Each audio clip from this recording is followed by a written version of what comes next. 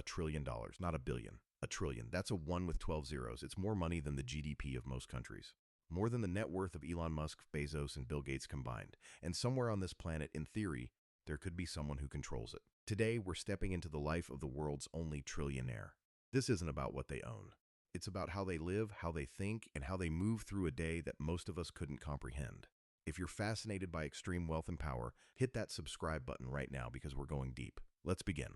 The day starts at 4:30 in the morning. Not because they have to, but because they choose to. When you have $1 trillion, time becomes the only resource that matters. Sleep is optimized down to the minute. 8 hours would be wasteful. Our trillionaire sleeps in a custom-designed sleep pod that regulates temperature, oxygen levels, and even plays subliminal frequencies designed to enhance REM cycles. The bed itself costs more than a Manhattan penthouse. The sheets are woven from fabric developed by NASA. When they wake, there's no alarm clock. Their body has been trained by a team of circadian rhythm specialists to wake naturally at the exact same moment every day. The bedroom overlooks nothing, because they own the mountain. This isn't a house. It's a compound built into a private island that doesn't appear on any map.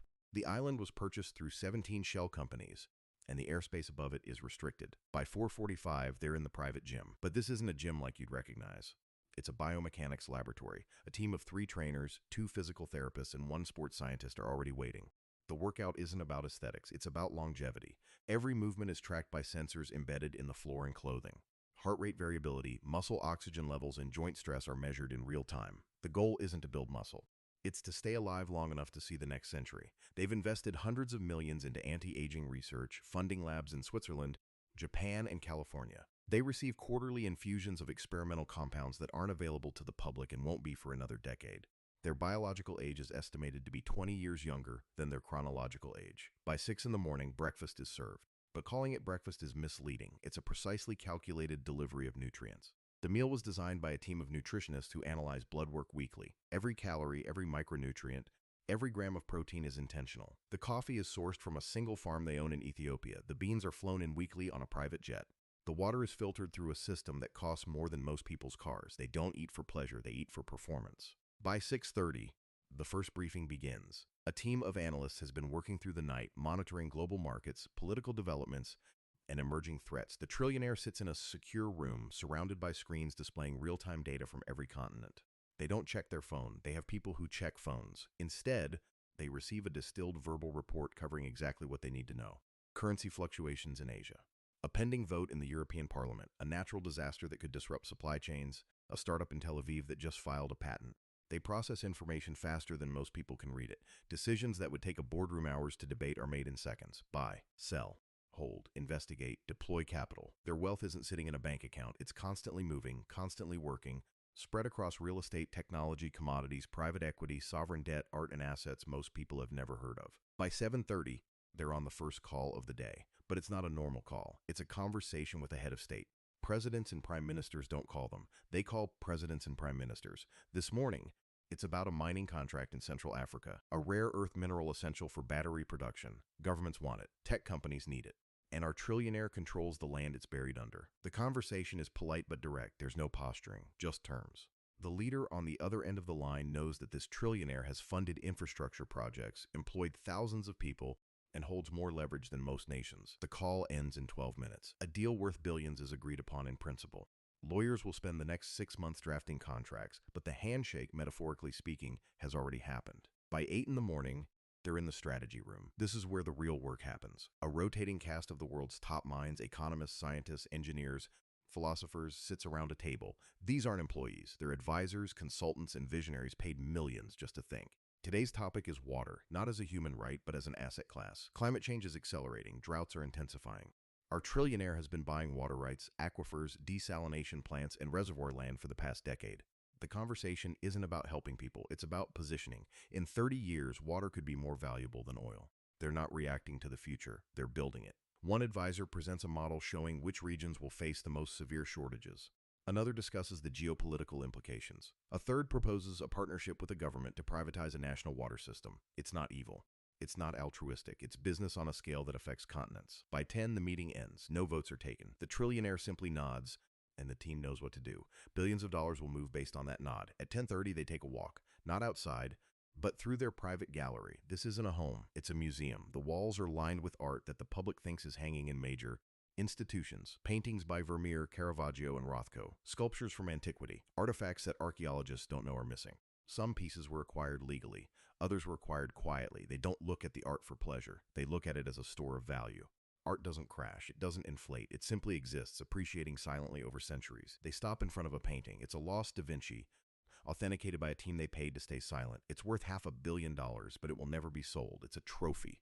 A reminder that there are things in this world only they can own. By 11, they're back in the command center. This time, the focus is on their media empire. They don't own a television network. They own the satellites that broadcast the signals.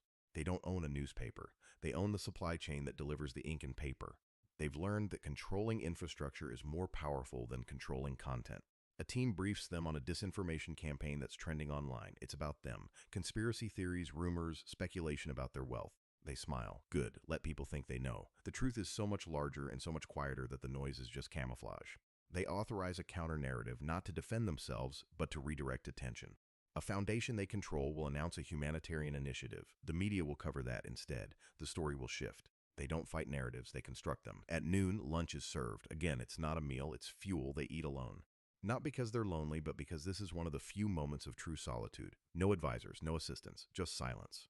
The room overlooks the ocean, but they barely notice. Their mind is running simulations, calculating probabilities, weighing risks. They think in decades, not quarters. While other billionaires worry about stock prices, they worry about climate migration patterns in 2040. They're playing a different game on a different board. By one, they're in a secure video conference with the heads of their family office. This isn't a bank. It's a private institution that exists solely to manage their wealth. 200 employees work around the clock, and none of them have ever met the trillionaire in person. Today's discussion is about succession, not their death, but the transfer of power. They've structured their wealth in a way that it can't be divided, it can't be taxed away, it can't be lost in a divorce or a lawsuit. Trusts within trusts, foundations within foundations, jurisdictions layered like matryoshka dolls. Their wealth will outlive them, possibly outlive their children, and continue compounding for generations. It's not about legacy, it's about permanence. By 2:30, they take another call. This time it's with the tech founder, a young genius who built something remarkable and now needs capital to scale. The trillionaire listens as the founder pitches. Artificial intelligence, quantum computing, biotech, it doesn't matter. What matters is control. They don't invest, they acquire. The conversation is friendly, but the terms are clear. The founder will get the money, but the trillionaire will own the patents. The young entrepreneur hesitates, then agrees. They always do. Because the alternative is watching a competitor get the funding instead. By 3, the deal is done. Another piece on the board. At 3:30, they meet with their security chief. This is a former intelligence officer who now runs a private army, not metaphorically, literally. Armed personnel, cyber defense teams, and surveillance operations that span the globe. Today's briefing covers potential threats. A journalist digging into their holdings, an activist group planning a protest, a foreign government making inquiries. Each threat is assessed and neutralized, not with violence, but with leverage. The journalist editor receives a call from a major advertiser. The activist group suddenly has funding issues. The foreign government is reminded of a loan that's coming due. Power isn't loud. It's a whisper that echoes. By 4, they're in their private library. Thousands of books, most of them first editions. Some are books that were never published, manuscripts bought at auction or inherited from estates. They read for an hour every day, not fiction. History, philosophy, strategy. They study emperors, conquerors, and collapse. They know that wealth without wisdom is just a number. And they know that every empire eventually falls. Their job is to delay that fall as long as possible. At 5, they have a family call. Spouse, children, grandchildren. It's scheduled, like everything else. The conversation is warm but brief. Their family lives in a different compound, on a different continent.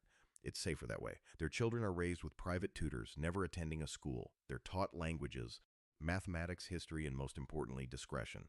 They'll inherit wealth, but not all of it. The trillionaire believes that succession is about competence, not blood. If the children prove capable, they'll be given responsibility. If not, the wealth will flow to the institutions designed to outlast them all. By 6, dinner is prepared, another precisely calibrated meal. This time, they're joined by a guest, a scientist working on fusion energy. The trillionaire funded the lab, and tonight they want an update. The conversation is technical, granular. They ask questions that reveal a deep understanding of physics and engineering. This isn't a hobbyist interest, it's strategic. Whoever controls energy in the next century will control everything. They're not waiting for governments to figure it out. They're building the future themselves in secret with the best minds money can access. By 8, the day begins to wind down. They spend an hour in a sensory deprivation tank, no sound, no light, just thought. This is where the biggest ideas come from, not in boardrooms, but in silence. They float in salt water heated to body temperature and let their mind wander. Patterns emerge. Connections form. By the time they step out, They've made 3 decisions that will change the course of industries. At 9, they review the day's reports, markets closed, deals executed, threats mitigated. Everything is tracked, logged, and analyzed. They read through summaries, make notes, send instructions. Their assistants will wake up to a list of tasks that will take them weeks to complete. But by tomorrow morning, the trillionaire will have moved on to the next set of problems, the next set of opportunities. By 10, they're back in the sleep pod. The room darkens automatically, the temperature drops, the oxygen mix shifts. Within minutes, they're asleep. Tomorrow, the cycle begins again. 4:30, training, briefings, calls, decisions, power. This is what $1 trillion looks like. It's not yachts and champagne, it's systems. It's control. It's the ability to shape the world while remaining invisible. The trillionaire doesn't live like a king. Kings are known. Kings are vulnerable. The trillionaire lives like a force of nature, felt everywhere, seen nowhere, and that's exactly how they want it. But here's what we need to understand about this level of wealth. It's not just about money anymore. It's about something far more abstract and far more powerful. It's about the ability to rewrite the rules of the game entirely. When you have $1 trillion, traditional concepts like profit margins or quarterly earnings don't apply. You're not playing for returns on investment. You're playing for permanence, for influence that transcends any single lifetime, for the ability to shape civilization itself according to your vision. Think about the scale of what we're talking about. $1 trillion isn't just a number. It's a different dimension of reality. If you spent $1 million every single day, it would take you nearly 3,000 years to spend $1 trillion. 3,000 years. That's longer than recorded human history. The trillionaire understands this intuitively. They're not trying to spend their wealth. They're trying to preserve it, grow it, and use it as a tool to build empires within empires. The infrastructure around wealth at this level is almost incomprehensible. We're talking about private intelligence agencies, custom legal jurisdictions, research institutions funded at levels that rival some countries' entire scientific output. A trillionaire doesn't just own companies. They own the systems that create companies. They own the supply chains, the intellectual property frameworks, the political relationships that make commerce possible. When governments need advice on economic policy, they're taking calls from people like this. When international bodies need to understand emerging markets, they're consulting the networks that have already bought their future. One of the most fascinating aspects of this kind of wealth is how invisible it becomes. The wealthiest people in the world aren't the ones you see on magazine covers or giving TED Talks. The truly powerful people are the ones you've never heard of, the ones whose names don't appear in news articles, the ones whose existence is only known to a few thousand people globally. They've transcended celebrity. They've transcended the need for public validation. What does it mean when you have so much money that you don't need to sell anything, convince anyone, or prove anything to the world? It means you can simply focus on what actually matters to you. And that's where things get interesting. For most of human history, wealth was about survival and then security. You accumulated resources to ensure your family wouldn't starve. Then it became about status. You accumulated wealth to show the world you were important. But at $1 trillion, survival and status are so far removed from the equation that they're essentially irrelevant. The trillionaire has moved into a completely different realm of motivation. They're not accumulating for themselves. They're building systems that will outlast them by centuries. They're funding research into problems that won't be solved in their lifetime. They're positioning their descendants to become gods of their own generation. This is why the strategy room conversations about water rights and energy infrastructure are so crucial.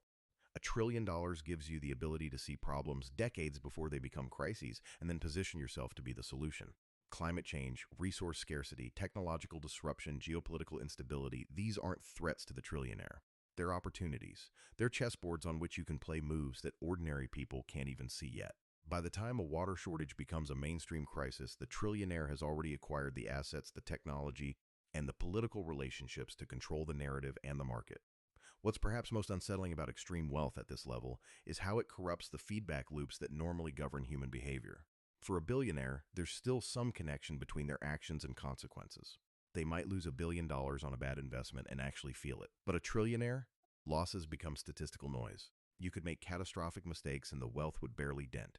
This creates a psychological freedom that most people never experience. Freedom from fear of failure, freedom from the need to justify decisions to investors or boards, freedom from any real external judgment. The security apparatus we mentioned briefly earlier is another fascinating aspect that deserves deeper reflection. When you have this much wealth, you're not just protecting money, you're protecting information, you're protecting the very existence of your operations. The difference between a billionaire's security and a trillionaire's security is the difference between a lock on a door and an entire hidden world behind the door. We're talking about encryption technology years ahead of military standards. We're talking about surveillance networks that could track any individual on the planet. We're talking about the ability to disappear, to vanish from records, to operate entirely outside the conventional financial system if necessary. This also explains why the trillionaire doesn't need to display their wealth. In fact, displaying it would be counterproductive. The moment you show your hand, you become a target. You become subject to criticism, regulation, taxation, and violence. The richest people who keep their wealth intact are the ones nobody knows about. They're the dark matter of the global economy. They shape markets, politics, and society from the shadows, while we're all focused on the billionaires making headlines. It's a brilliant strategy, actually. Let Elon Musk dominate Twitter headlines. Let Bezos deal with the drama of Amazon. Let the public debate rage about whether billionaires should exist. Meanwhile, the actual apex of wealth is operating on a completely different level, invisible and untouchable. But there's also a paradox here that's worth considering. All of this power, all of this control, all of this wealth, what does it actually buy you in terms of human experience? The trillionaire still has the same number of hours in a day as everyone else. They still experience hunger, fatigue, loneliness, and mortality. They still can't control other people's thoughts. They can influence them, manipulate them, but genuine love, genuine friendship, genuine human connection, these things can't be purchased. The sleep pod, the optimized nutrition, the anti-aging research, it's all buying time, but eventually time runs out for everyone. This might be the darkest truth about extreme wealth. You can buy everything except meaning. You can control systems that govern billions of people, but you can't control whether your life feels full or empty. The trillionaire understands this on some level, which is why they read philosophy, why they contemplate in the sensory deprivation tank, why they have those family calls, even if they're scheduled and brief. Even at the apex of human power and wealth, there's a search for something more. Maybe it's the search for a legacy that matters beyond the money. Maybe it's the search for significance in a life that has access to everything but can't hold on to anything that actually counts. The irony is that all the systems they've built, all the control they've consolidated, all the invisible empires they've created, in the end, it's all dust. Their heirs might squander it. Their trust might be broken by future governments. The world might change in ways they can't